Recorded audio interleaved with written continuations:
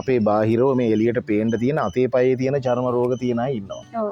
ඊළඟට කොටින්ම මේ රහස් ප්‍රදේශවල චර්ම රෝග වලින් පීඩා විඳින බොහෝ දෙනෙක් ඉන්නවා. අමනුෂ්‍යන්ගේ සම්බන්ධතාවයකුත් ඇතිව දෙන දෙයක් තමයි මේ ශරීරගත කරන්නේ. ළමයින් මේ ලක් කරගෙන උන්ගේ අධ්‍යාපනය කඩාකප්පල් කිරීමට පවුල ආර්ථික තත්ත්වය සමාජ තත්ත්වය බිඳවට්ටන්න දෙන අවස්ථා තියෙනවා. කඳට යම් කිසිවක් ශරීරගත වුණාට පස්සේ කෙනෙකුගේ ශරීරයේ සහ විශේෂයෙන්ම හැසිරීම් රටාවේ මොන වගේ වෙනස් වීම් ටිකක්ද ඇති වෙන්නේ? කියනවා සමහර අය කියනවා මගේ මේ පිටේ කවුරු හරි නැගලා ඉන්නවා.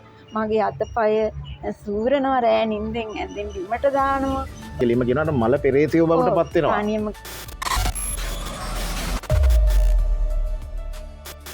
අද වෙනකොට ඔබ ඉතාම බරපතල මට්ටමේ චර්ම රෝගයක් නිසා ජීවිතේ විඳවනවා නේද? අනිත් පැත්තෙන් ඇදුම හතිය පීනස වගේ සෙම්ගත රෝග. ඒ විතරක් නෙමෙයි. ඔබේ පෞල් ජීවිතයේ අධ්‍යාපනය ඊළඟට රැකියාව මේ සියල්ලත් අසාර්ථකත්වයට පත් වෙලා ඇති. මොන විසඳුම ගණ්ඩ හැදුවත් මොන ප්‍රතිකාරය ගණ්ඩ හැදුවත් ඒ කිසි දෙයක් හරියන්නේ නෑ. මොන ප්‍රතිකාර පස්සේ ගියත් ලෙඩේ සුව වෙන්නෙත් නෑ.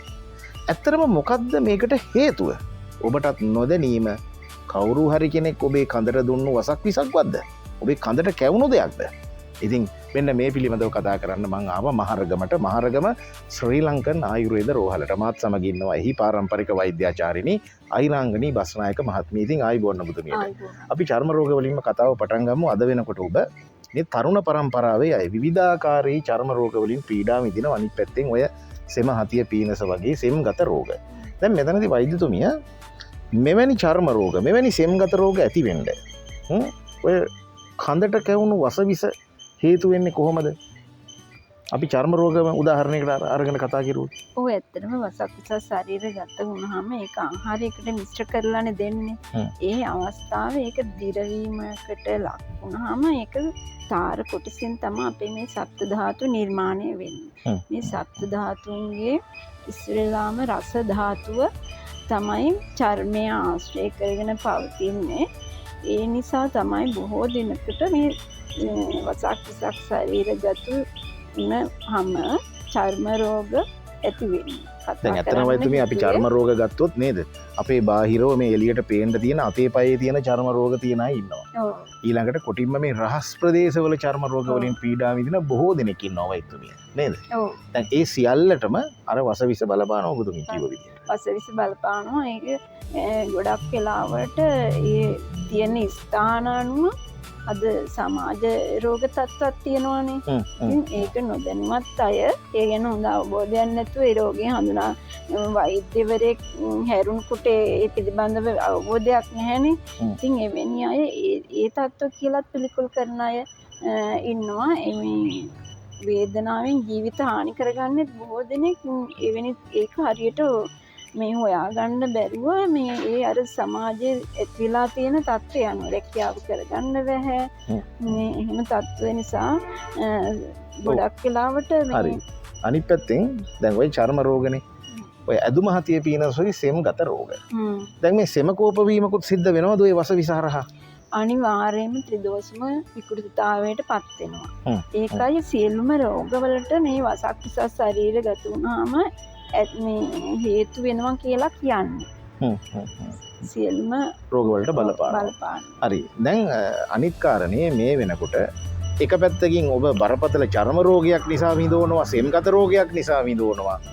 අනිත් පැත්තෙන් ඔබේ භෞතික ජීවිතේ එහෙම් පිටින්ම කඩන් වැටිලා අධ්‍යාපනයේ රැකියාව අසාර්ථක වෙලා පවුලේ දෙන්න දෙමහල්ලෝ විරසක වෙලා පවුලේ අසමගිය වර්ධනය වෙලා. දැන් මේ විදිහට මේ භෞතික ජීවිතේ කඩන් වැටෙන්න ඔය ශරීරගත වෙන වස විස කඳට කැවෙන දේවල් ඉවහල් වෙන්නේ කොහොමද?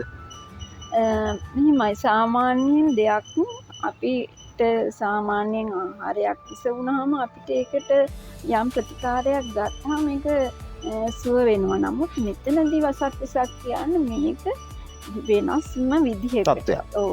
අමනුෂ්‍යන්ගේ සම්බන්ධතාවයකුත් ඇතිව දෙන දෙයක් තමයි මේ ශරීරගත කරන්නේ. මේ වෙන දෙයක් ශරීරගත වුණ කෙනෙකුගේ ඒ සම්පූර්ණ මේ මනස ක්‍රියාත්මක කරවන්න වෙනම කෙනෙක්.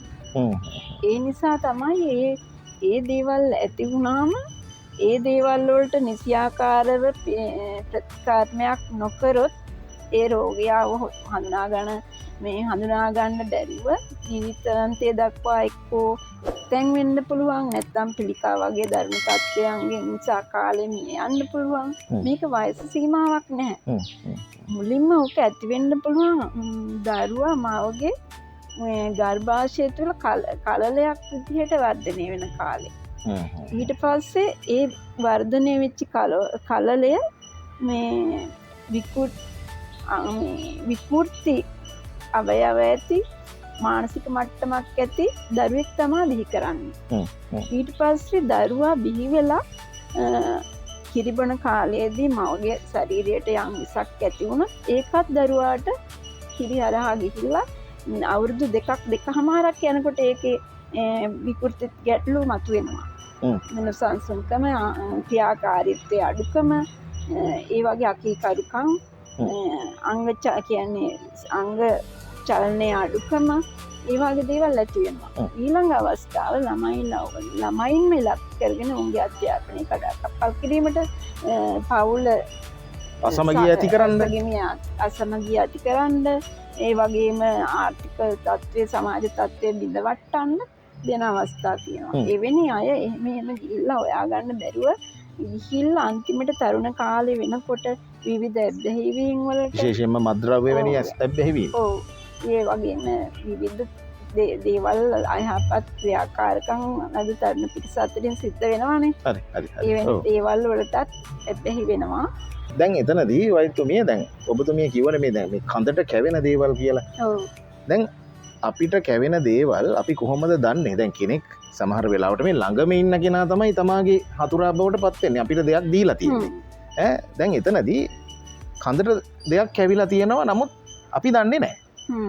දැන් කඳට යම් කිසිවක් ශරීරගත වුණාට පස්සේ කෙනෙකුගේ ශරීරයේ සහ විශේෂයෙන්ම හැසිරීම් රටාවේ මොන වගේ වෙනස් වීම් ටිකක්ද ඇති වෙන්නේ? ඔහුට තනියම වැඩක් කරගන්න බැරි තත්ත්වයට පත් වෙනවා. නිරන්තරයෙන්ම රෝග තත්ත්ව තියෙනවා. නමුත් මේ ප්‍රතිකාර කරාට සුව වෙන්නේ නැහැ. ඊට පස්සේ මානසික වශයෙන් විවිධ ගැටලු ඇති වෙනවා. සමහර අය මේ ඩස්බින් වල තියෙන දේවල් පවා ළමයි ආහාරයට ගන්නවා. ඊට පස්සේ තනියම කතා කරනවා. අර කියන්නේ නිකන් කෙලිම කියනවාට මල පෙරේතයෝ බවට පත් වෙනවා. තනියම කතා කරනවා. ඊට පස්සේ කියනවා සමහර අය කියනවා මගේ මේ පිටේ කවුරු හරි නැගලා ඉන්නවා. මගේ අතපය සූරනවා රෑ නිින්දෙන් ඇඳෙන් බිමට දානවා. ඔය වගේ දේවල් කියනවා. සමහර ළමයි මං ගාවට ඇවිත් තියෙන දරුවෝ ඒගොල්ලෝ තනියම කතා කරනවා.